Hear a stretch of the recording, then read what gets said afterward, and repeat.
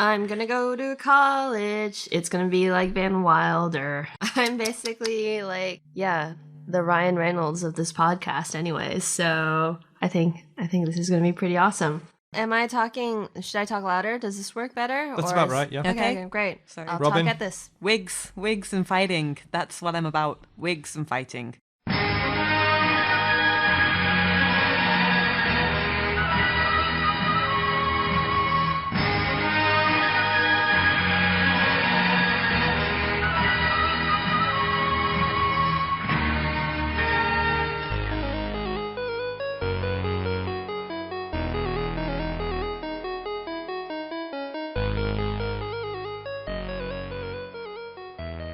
Last time on Polymorph Self, our heroes continued the fight against the dread mind flayer Exorbitrailer. Hjani skewered him like a squid kebab.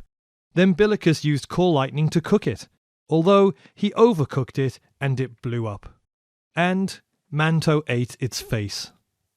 The monolith still stood, to be possibly used again in another attempt to bring about an invasion from beyond. And so, Billicus used his spell, Stone Shape, to change the control seat into a big dick. Job done. Back in Airtalis, everyone reflected on the adventure and looked towards the next possible quest. Despite the DM setting up 3 possible stories, each with goals relevant to the characters' lives and contrasting genuine themes, our heroes heard that one of them maybe involves reptiles, and got excited that Gorillicus fighting one would basically be like King Kong versus Godzilla. Yeah, they chose that one. And now, the new story begins. 3 months have passed since you defeated the Mind Flayers at the Tears of Blood. You completed your toughest mission yet, for Kikathra and your patron, and yet, perhaps no one back home even knows what you did.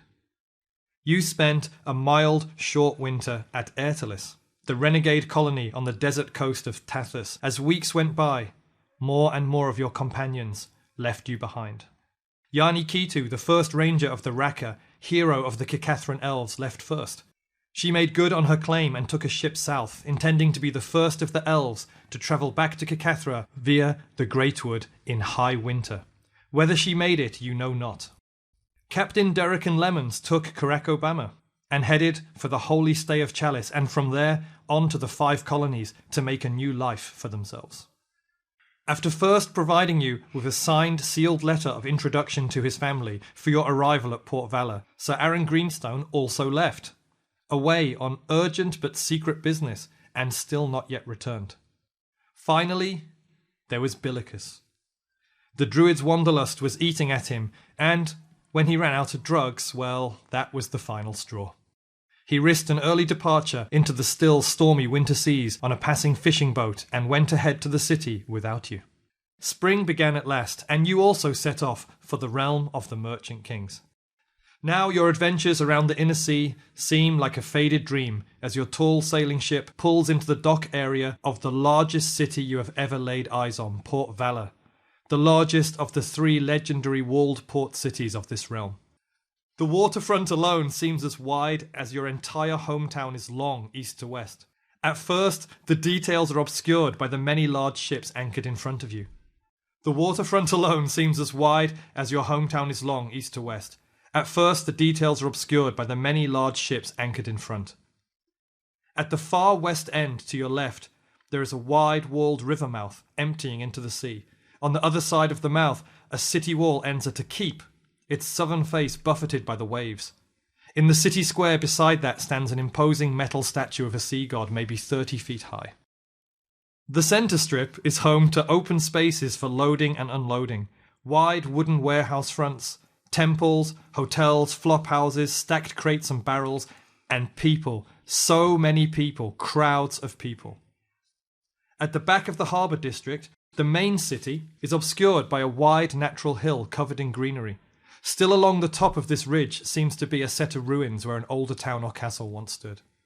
Finally, looking at the east end to your right, the waterfront ends at another smaller river mouth. But on the other side of this one, there is a long gap before the city walls start again, Exposed here to the sea is one of the city's neighborhoods, what seems to be a densely stacked slum area. You can see tiny narrow lanes, cheap wooden housing stacked on top of each other precariously, and again, throngs of people choking the gaps between the buildings. As your ship closes in on a jetty, the lapping of the waves gives way to the din of the docks. Sure is a lot of din here, guys. So much din. Wow. I've never seen a city like this, you guys. This is huge. Bigger than anything we've ever seen. It's big. It's really big. It's really big, guys. It looks like there's a lot of humans around here. Maybe I didn't think very hard about what I signed on to. Humans are coming fine. here. Humans are fine. Yeah, in small doses. Well, this is a big metropolitan city. They'll be totally fine with us. This is like a bubble, like a stronghold of people who just accept you for who you are. Maybe. I've never been here before. Oh yeah, is there an immigration policy here? We don't. But does this place? I wonder if this place makes you wear a fucking ring to be a citizen. Oh. Wow. You see that at the ends of the jetties, where the large ships are docking onto, as well as all the workers and people loading and unloading, are loads of officious-looking scribes in robes, making reports, taking names. It's like there's a mass of these sort of people there too, in amongst this huge throng of people. Oh, scribes. Your ship will, you'll be able to, throw down the gangway and go down in about 3 or 4 minutes time in the game time. You still got a bit of time to. You're slowly pulling in and taking in this site. Do we even know where we're supposed to go? Do we ever know where we're supposed to go? Well, I have a feeling that after we land this boat, something's gonna come up. We have this letter of introduction, But right? to who? To the greens. Stones?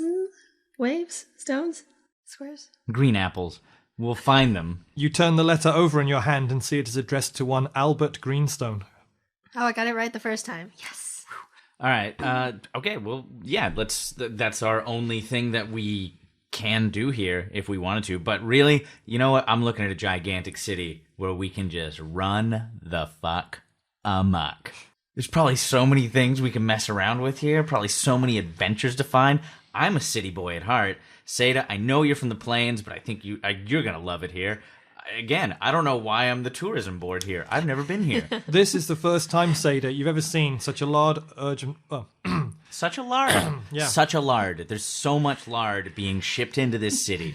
I just want to live in that mistake that Andy made, and I want to keep it. There's so much lard here. You better watch your step. Hope you have no slip shoes, Seyda.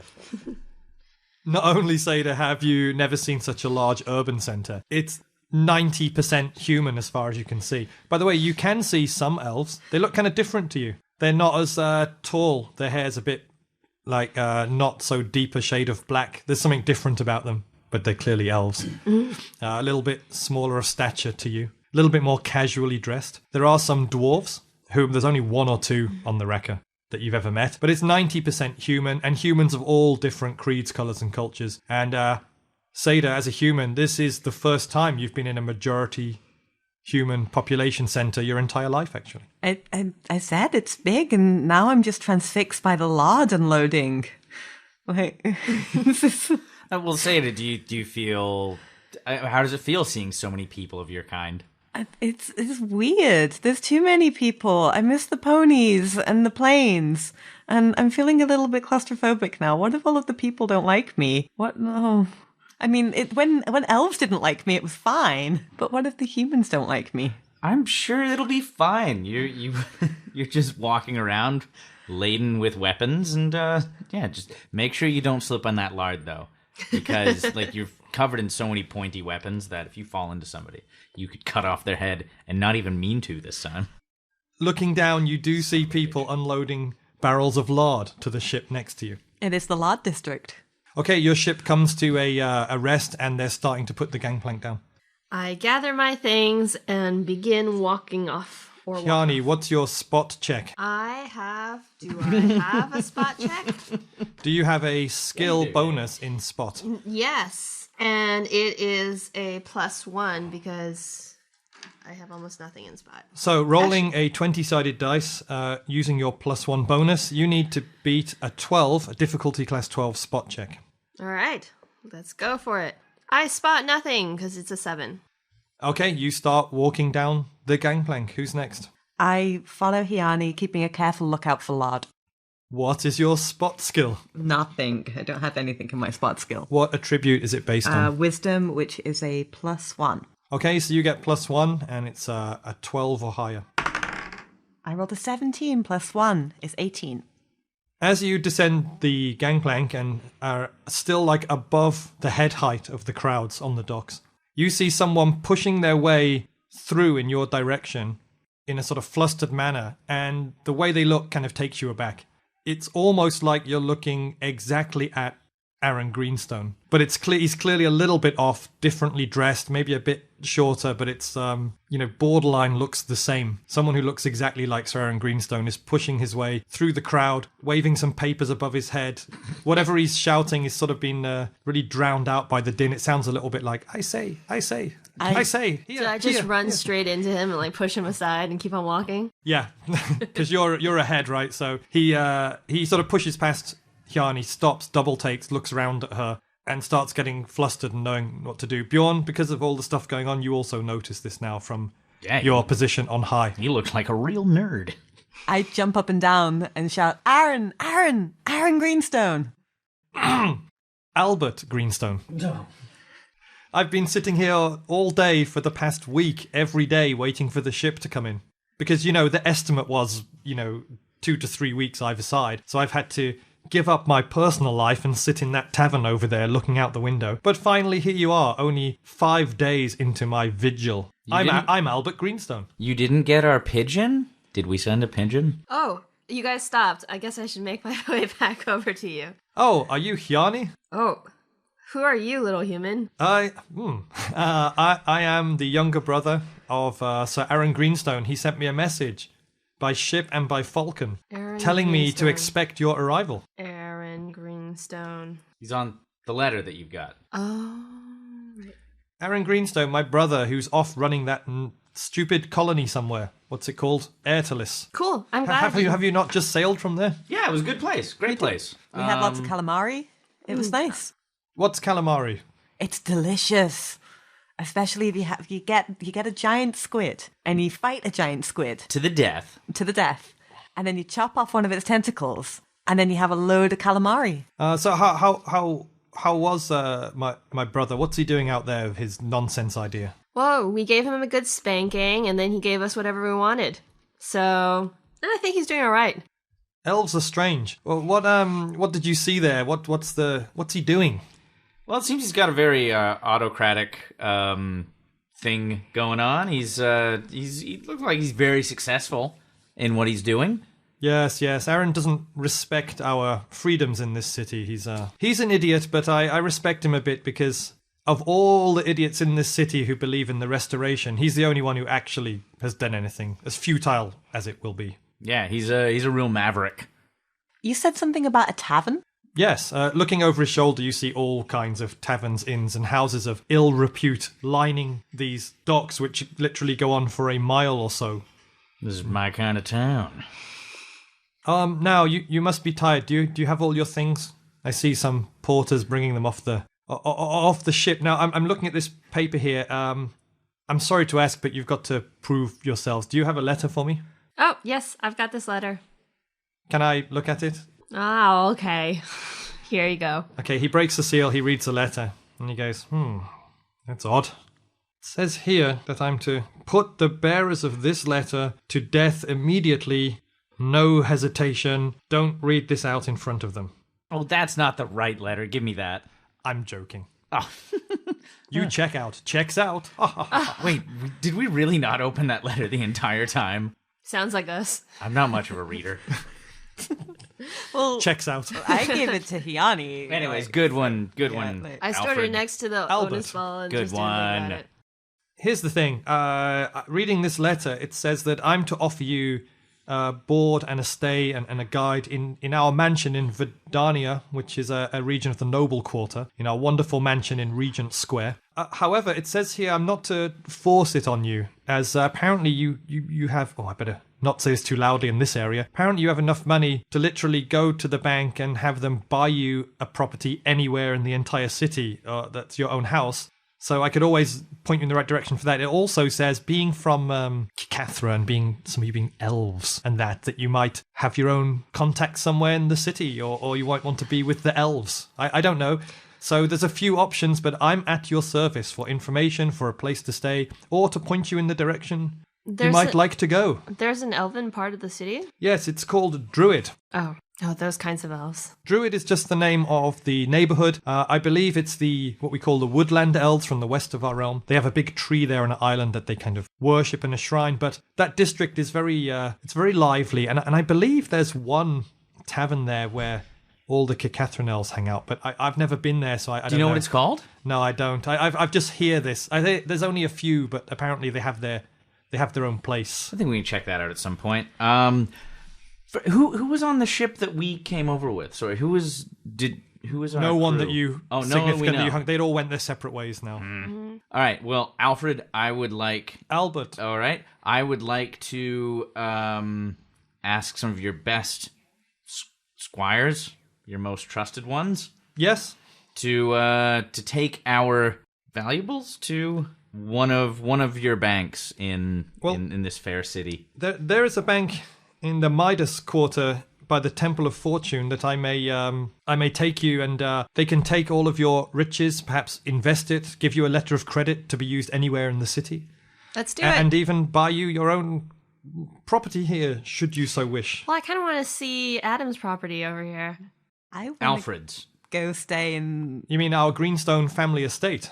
Yeah. Well, we have the townhouse in Verdania. We have the townhouse in Verdania in Regent Square, but we also, behind this city that you can't see now, beyond the walls, are many towns and rivers and estates, especially estates of the rich. And we also have a small keep and an estate outside of town, but I'd be happy to allow you the use of our townhouse. Yeah, let's go to his house. Yeah, I'm down with that. Well, we can go there and have some form of dinner then, right? Oh, dinner. Of some form, yes. Okay, let me call a carriage. Okay. Can I ask a question, though? Yes. I am seeing a lot of lard on these docks. Is all of the food lard-based? We have many snacks here where we take... I shouldn't talk about this. Some of them are not legal, but there are many special berries and plants which get crushed up into powders, and then they get sealed in animal fat or lard, and then, the young people take them. And they're quite popular, and hence the extra presence of lard on the docks. Oh, there's the monkey. It's on my back again. That's another thing. By the way, that's another thing I hear is very available in the Elven Quarter, but you didn't hear me say that, and I'm not disparaging your race. I'm very sorry. Your secret's Hjani. safe with me. Ah. Wait, I'm confused. The kids are hooked on lard? Yes. The real Lardheads. That was it. Yes. Okay. This cities are weird. I'm right here. I love this city. It's my hometown. And I'm excited to see your home, Aloysius. Okay, I have a question for you, though. You're from Cacathra, right? Mm-hmm. Yes. So, you seem normal. One imagines that in a totalitarian, underdeveloped state that like you're all not wearing uniforms. Oh, you have been to Ertelis, right? Have they been educating you? Am I not wearing a uniform? I mean, you're wearing, I assumed you'd all be wearing, similar clothes or something. I just figured my uniform had dematerialized by now, and I was just wearing... Oh, you're wearing normal adventurer clothes now. Are you still wearing your eye patch? Oh, I'm always wearing my eye patch. No, I just mean that I thought people in Cacathra were all supposed to wear uniforms and indicators and look as... Isn't that right? In the cities. My bandolier, my 6 bandolier belt, not smart. I don't know what to wear to the city. Oh, you have a bandolier full of axes. You will notice, too, that you are free to carry weapons openly in the city. That's one of our important rights here. It's called open carry. I thought the bandolier, the axe belt was smart. You look good. It's fine. You look great. Yeah, you look fine. Okay. And besides, everybody here is dressed a lot more laid back than elsewhere. But, side convo. Yes. To Albert or to the DM? To the DM. Hi. Wait, the people in Kakatha were all wearing uniforms? Everybody? I thought it was just us in the military. No, that's just his stereotypical idea okay, of what life must be like in a Oh yeah, we military have like company. little caps with little stars on them. That's what he was getting at. Yeah. Ooh. Okay. Well, Alsace, we wear whatever we want, but like we're in the military. One thing you have to know about us. Yes, I imagine you all have to be. Yes. Yeah. Well, one thing you have to Actually, understand that's kind of true. we backwards as fuck. What do you mean by that? We ignorant. Oh. Now take us to your house. Okay. So he now sort of starts frantically heading the other way through the crowd and trying to signal someone on the other side. And that you see there is a carriage waiting, and he takes you there and he bustles you in. He gets the porters to load your stuff, your bundles on top of the carriage, and he starts you off through the city. Now, the first thing you see is you go through all the back streets of the warehouse district, and it's totally chock-a-block with all kinds of strange characters. And you cross over a bridge out the back of it, which brings you right in front of the ruins on the hills, especially a single hillock with a statue on top. A stone statue which is broken, so only the two stumps of the legs and feet stand up. Alfonso, what's that? Sorry, are you talking to me? It's very rude, this you know my name's Albert. I don't like it anymore. Oh, well. Yeah, okay, but what's that? Oh, this is the site of the original settlement and keep when this city was founded thousands of years ago. And in our free country, we like to preserve our culture and keep the ruins, not just knock them all down like I imagine you do in your places. Wait, who was that statue of, Alred? As long as my family have been living here, it's just been the 2 feet, so I'm not sure. Maybe one of the old pagan gods, not our Lord Olisana. You know, I've got 2 feet. I've got agility, and I've also got weapon proficiency shortbow. So this Very good, sir. This town actually also worships Alisana. Yeah, we have 2 principal gods in Port Valor. Olisana, our mistress of civilization, and Midas, the god of trade and gold. And you were named after Alisana. I get it now. All right. Okay. Let's carry on. So your cart takes a turn around the hillock and you come out on the Street of Artisans, a long, 2-mile-long throughway, just full of really nice front... It's paved. People here seem to be a better class of people. They're wearing nice robes and silks. All the shop fronts have lovely carved shutters and steel gates and several layers on top of the house with colourful wooden blinds and shutters on the windows. Everyone looks very everyone seems to have the self-image of being civilized here. There's all kinds of crafts and fine items. You pile up the middle of it in a carriage, almost killing several people along the way, with Albert kind of leaning out the window going, sorry! And finally you come out to another bridge leading over into an amazing area like you've never seen in a city before, the Noble Quarter. At the back you see a huge castle which you immediately in your experience recognize as being abandoned. It's not in disrepair, but it's clearly not manned. The gates are open, no one's on the walls, there's no flags on it. It's not a ruin, but it's clearly not currently in use. You can tell that with your battle and castle experience immediately. To your left, you can see compounds with small walls where houses have their own land and lakes. And to your right, you can see Regent Square, which is clusters of townhouses and beautiful mansions all around a square and gardens. It's once you cross over the bridge, you're into a totally different city. The sounds and the bustle disappear. The view is just the gardens, the mansions, the lapping of the river. The river in the city is always walled in with stone blocks, and the castle behind you, and you just feel at ease. In fact, a flock of white doves get disturbed in the trees by your carriage, which is slowed down and sort of flutter up into the sky. Ooh. Alan, what's the deal with that castle? Well, as you know, we are the realm of the Merchant Kings, but actually this year we celebrate the 150th year since we started that system. For hundreds of years before, we were a monarchy, and the king lived in that castle, but no one has lived there for 150 years now. We keep it clean, you know.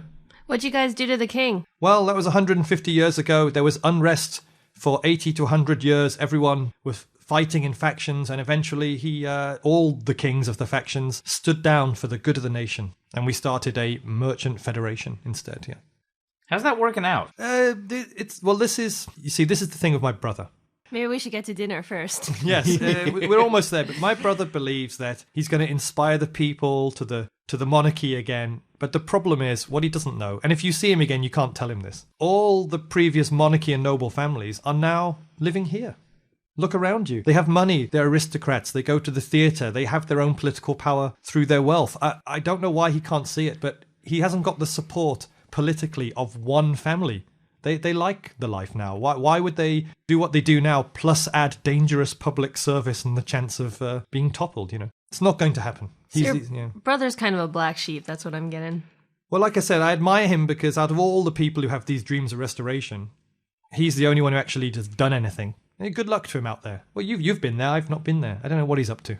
Anyway, here we are. And he then shows you the poshest house you've ever seen in your entire life. A 5-story, it's kind of narrow but tall townhouse, but the walls are made of finely carved stone with frescoes and gargoyles.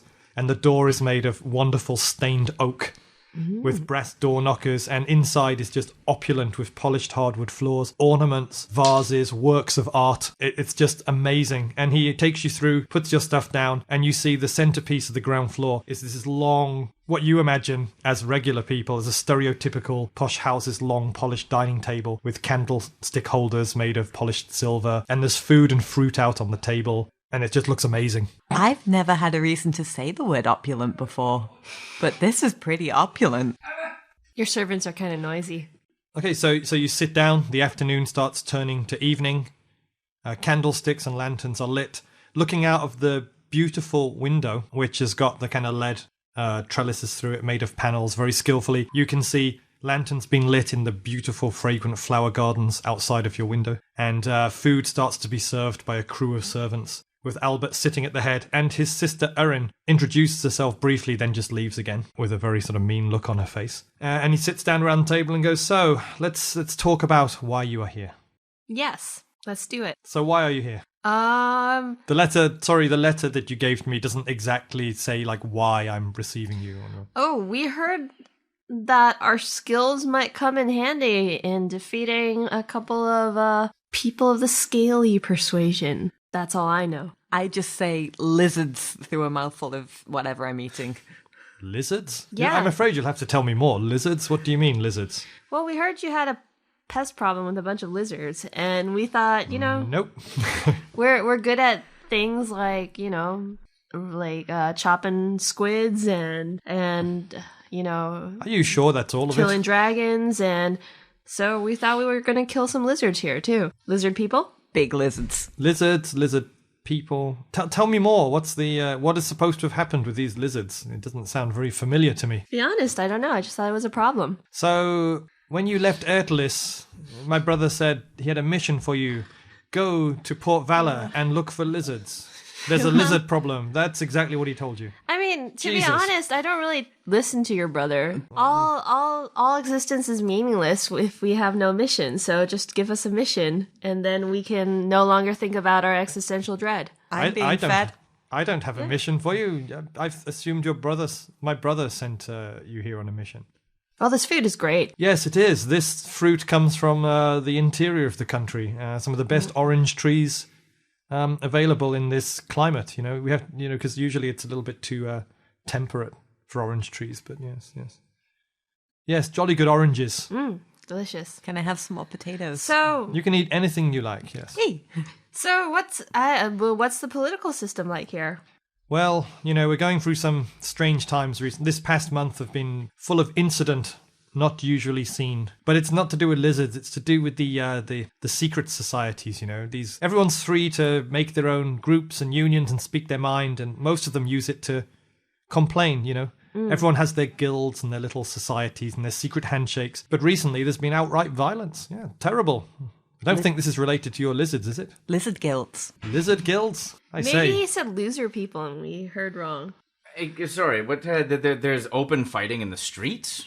There was a couple of incidents. It's very rare. Yes, most people who say they're part of a society and they know things are these theorist people. They go to Speaker's Corner and they just talk about, what's happening behind the scenes, and they're harmless mainly. We just let them talk. But then we've had these some events. But you're just specifically looking for actual lizards, right? Well, tell me more about these events. Well, I don't know if this will mean anything to you, I guess. There were 3 big events recently. A famous cleric of this realm called Cedric. And he's from the interior, a city called Centerville. And he became one of the most powerful clerics of Olisana. I don't know the details, ascending to some high level of power. And then he decided something like, I don't know, you see, there's so much theories and talk about these things. He decided it was more power than any one man should have. And he renounced his duties and he just sort of goes around in a sheet, essentially, like a white robe, just only spreading Olisana but by word. People love him. He came to the city and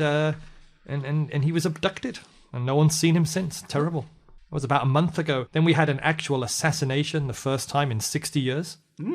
Yeah, it's 60 years between assassinations? What do you guys do in the meantime? I know, most of these people are all talk and hot air, but one of our high-ranking officials was leaving the Civic Square district from the Hall of Records, going across to the center of town, to Library Square in the city library, and he was murdered in open daylight. And then what's more, 20 minutes later, I guess the culprit was running away and was ambushed by more culprits, and there was some kind of open gang war on the street. Terrible. It does sound terrible. It almost never happens. To what end is this all happening? Like, because I thought this was like a peaceful place run by a bunch of rich oligarchs. Well, it's only 3 incidents. You know, this happened a month ago or so. What's the 3rd incident? Well, the assassination, the gang war, and the cleric guy. Oh, okay, so the gang war. Well, you know, if he will parade around without his armor and his mace proclaiming himself a savior, then these things will happen. He knows how the city works. He should have paid for protection or something. I don't know.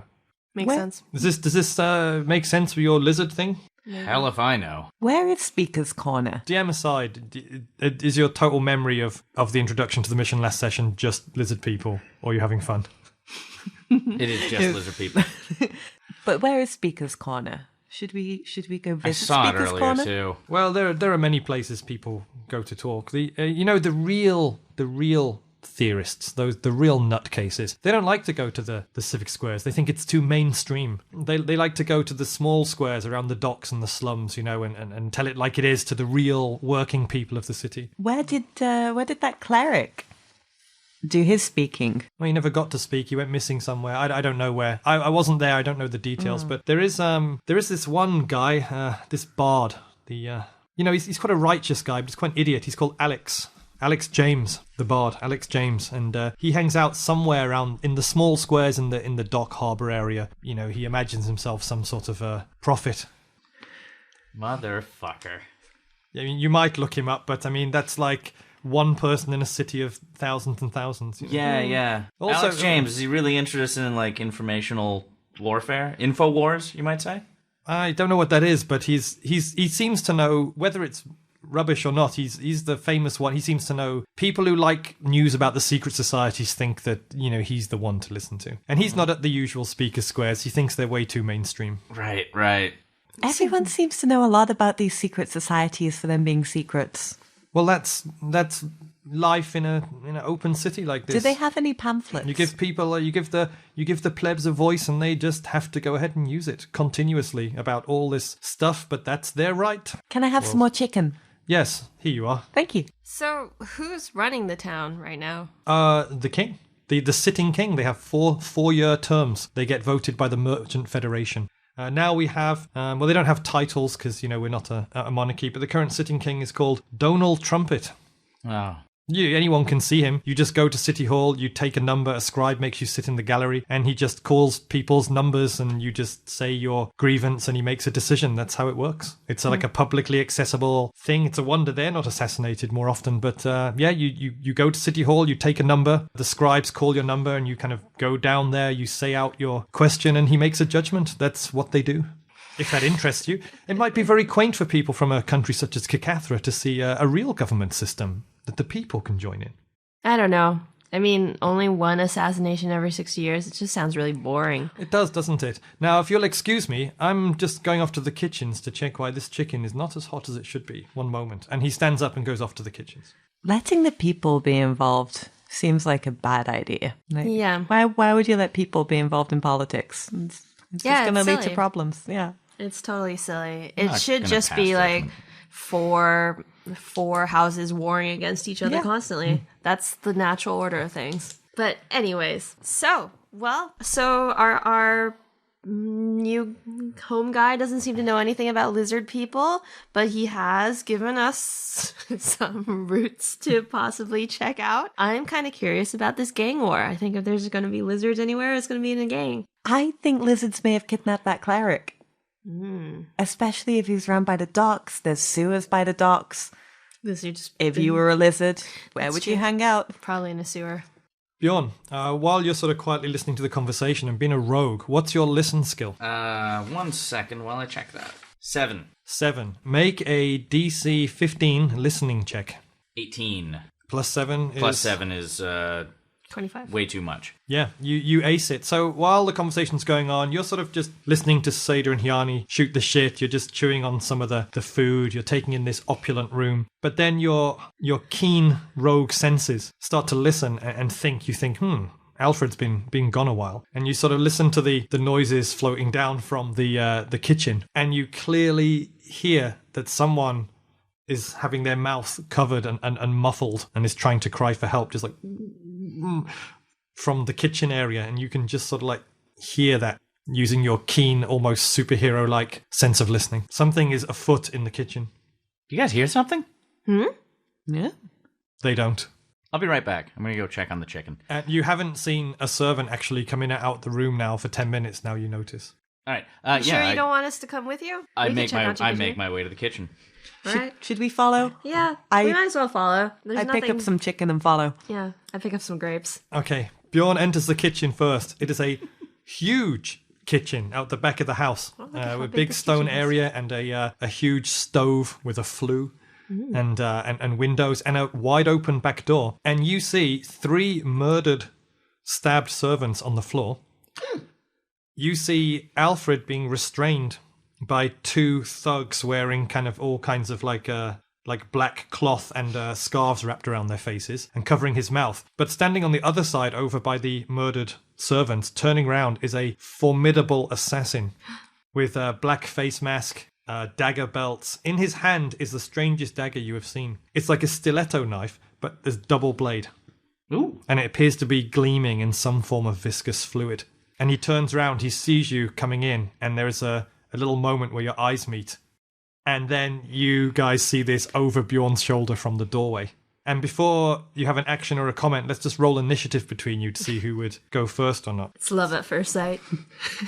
Yeah, this strange assassin's initiative is +7. No, I'm back in the game now. 11 plus 7 is 18 for this assassin. My initiative is 4. 17 plus 4 is 21. So you will definitely get the first action. The 2 thugs holding Albert are sort of taking themselves out of commission in doing that. So they're way down. Then it will be the assassin. Then you guys are kind of jammed in behind Bjorn. So Bjorn, you see that. You've had the moment. You've had the eye contact. What do you do? What's the layout in this kitchen? It's a wide open space. It's just an open room. Except in the center is this huge stove made up of a kind of like a rock square wall with all the coals in it and a kind of flue above it. And central. Apart from that, it's open with windows and a wide open back door. I see. Okay. I ready my dagger, my throwing dagger, and I do a spot check for a scaly tail. What is your spot skill? My spot is +6. Make a DC 20 spot check. Really? He just got it tied to his leg. Who knows? 18 plus... Damn. Yeah, 18 plus my 6. From rogue to rogue, you manipulate him skillfully by dropping a shoulder as if you're going to move, making him change a footstep in reaction, turning his body sideways, allowing you to see his butt. His trousers are practical and a little bit loose, but using your superior spot skills, you make out there's no way he could be hiding a tail under there. It's just a butt. Guys, I'm going to have to get in close and feel it out. And now it's his action. He throws his double-bladed stiletto knife at you through the air at lightning speed. What is your AC? My AC is 18. It is dagger +5. And your AC is 18. Yeah. He rolls a 16 plus 5 is 21. The dagger flies through the air and stabs you in the shoulder for 1d6 plus 2 plus poison damage. Ouch. 1 plus 2 is 3. It only barely makes it through your armor, but enough for the poison to seep into your veins. You need to make a DC 18 fortitude save. Since we're beginning a new arc for newer listeners, that's rolling a 20-sided dice to beat the 18, adding your saving value, which is? My fortitude save is a 2. So 1d20 plus 2, and you're looking to get 18 or above to succeed. That's 15 plus 2 is 17. Ooh. The poison has entered your bloodstream until somebody magically cures you of it, or you find someone with anti-venom, because this is snake venom, in fact. You will be losing 1d6 hit points per round until cured in some way. Okay. As starting next round, after the poison works its way into your blood. Is a snake a lizard?